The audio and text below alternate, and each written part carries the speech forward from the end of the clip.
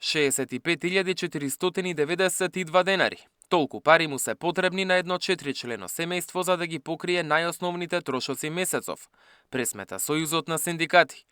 Според нивната математика, декември е поскап за над 300 денари споредено со ноември.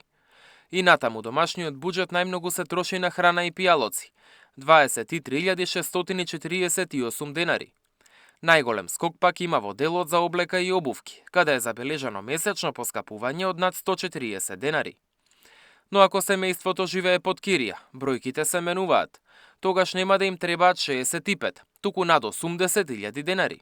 За жал, не видлив растот на цените, растот на вредноста на производите и зголемената сиромаштија кај граѓаните токму за креаторите на политиките, без да превземаат никакви мерки. Животот од месец во месец станува се поскап и веројатно нова година се честита можеби со највисоки цени, а не ниски плати во Македонија од нивна страна.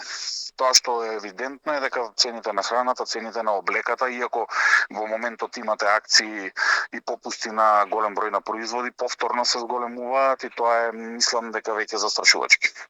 Трошоците за храна и пијалоци според пресметките на синдикатите бележат изразени осцилации во текот на годината.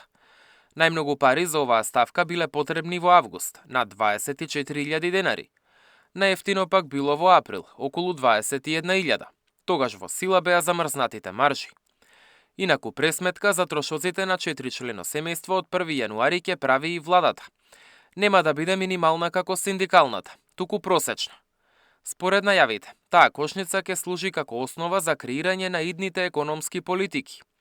Моделот ќе имаат можност да го разгледаат синдикатите и работодавачите на седница на Економско-социјалниот совет, закажан за во понеделник.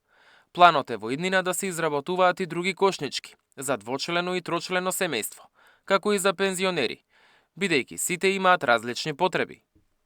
Мартин Арсов, Сител телевизија.